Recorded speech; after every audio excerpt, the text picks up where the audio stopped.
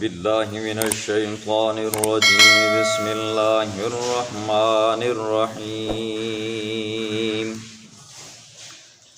وحاجه قومه قال أتحاجوني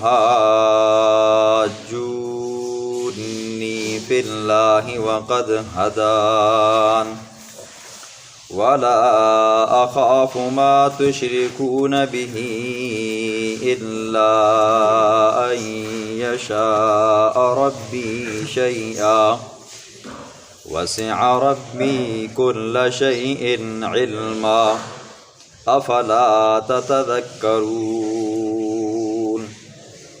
وكيف أخاف ما أشركتم ولا تخافون أنكم أشركتم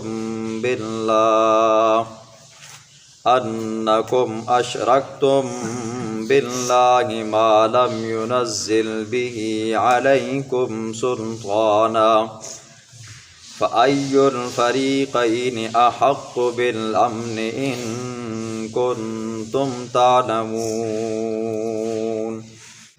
صدق اللہ العظیم۔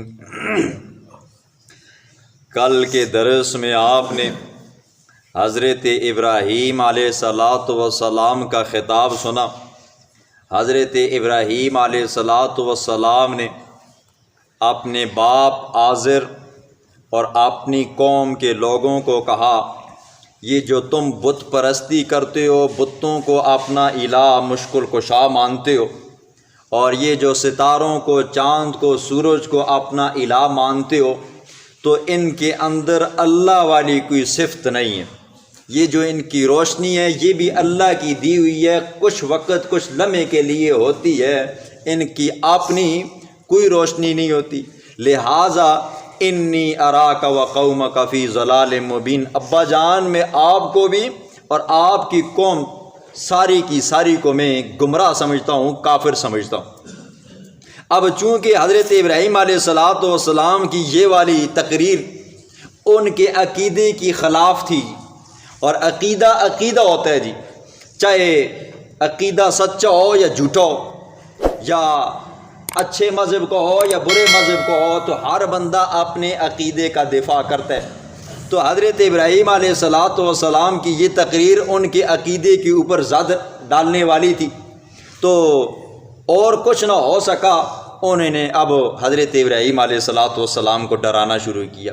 کہا دیکھیں، یہ جو آپ ہمارے بتوں کو برا بھلا کہتے ہو، ہمارے بتوں کی، ہمارے الہوں کی توہین کرتے ہو نا جی، یہ آپ کو ڈرائیں گے جی۔ آج بھی یہ ہوتا ہے جی، کسی ایسے ویسے بندے کے ساتھ پالا پڑ جائے نا جی، ان کے الہوں کو آپ اوپر نیچے کچھ دکھاؤ نا تو کہتے ہیں، اگر دلیل نہ بن سکے نا تو کہتے ہیں نہیں راتی بابا پرسی تو نا جی۔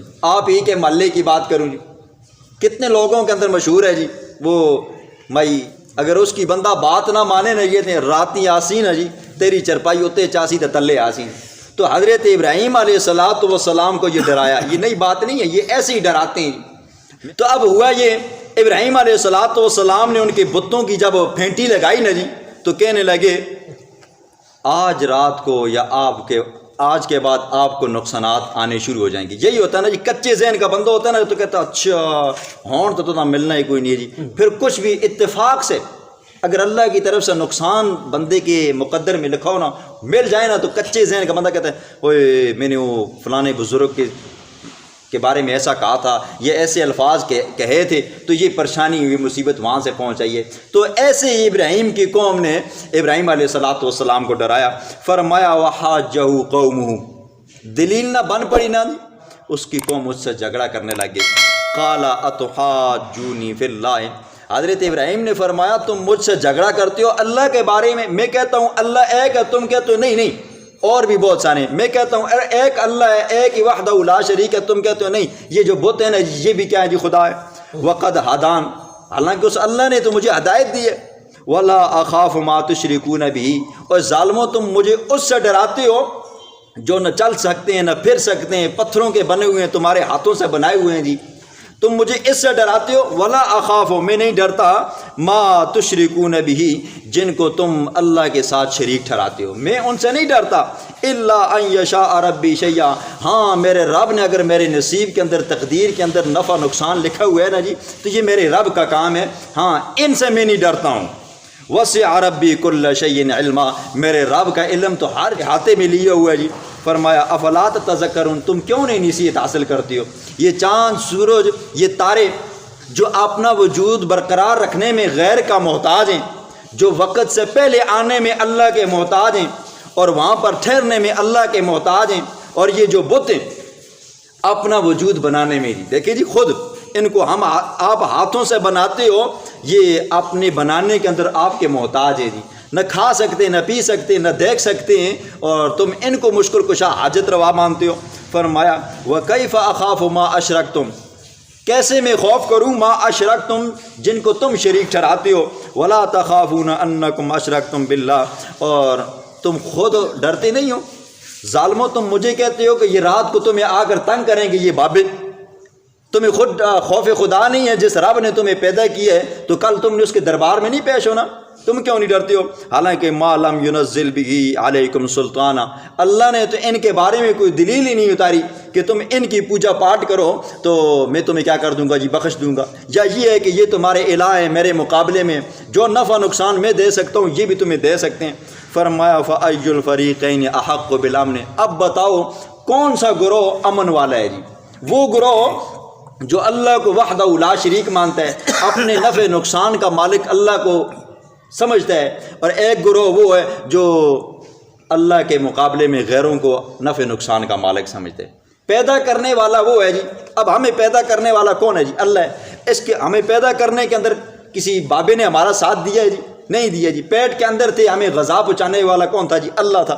ہماری وہاں پر روح چلانے والا کون تھا جی؟ اللہ تھا۔ سانسیں چلانے والا کون تھا؟ اللہ تھا۔ جب ماں کے پیٹ سے باہر آئے تو اب بابا ہیلپ کرنے لگ گیا جی، جہاں مشکل تھی وہاں پر کی نہیں ہے، اب جب باہر آ گئے تو کرنے لگ گئے۔ فرمایا بتاؤ فَأَيُّ الْفَرِيقَيْنِ أَحَقُّ بِالْأَمْنِ، یہ والا گروہ امن والا ہے یا یہ والا گروہ امن والا ہے؟ الَّذِينَ آمَنُوا، وہ لوگ جو ایمان لائے، وَلَمْ يَلْبِسُوا إِيمَانَهُمْ، اور آپ نے ایمان کے ساتھ خلط ملط نہیں کیا، بِظُلْمٍ شرک کو، اولئک لہم الامن، یہی وہ لوگ ہیں جن کے لیے کیا ہوگا جی؟ قیامت والے دن امن ہوگا، وہم مہتدون، اور یہی لوگ دنیا میں ہدایت پانے والے ہیں۔ جب یہ آیت کریمہ نازل ہوئی صحابہ پریشان ہوئے، حضور کے پاس آئے، کہا یا رسول اللہ، قرآن کے اندر تو یہ آتا ہے کہ وہ لوگ جنہوں نے اپنے ایمان کے ہوتے ہوئے ظلم نہیں کیا، تو ایسا کون سا بندہ ہے یا رسول اللہ؟ آپ تو پیغمبر ہیں جی،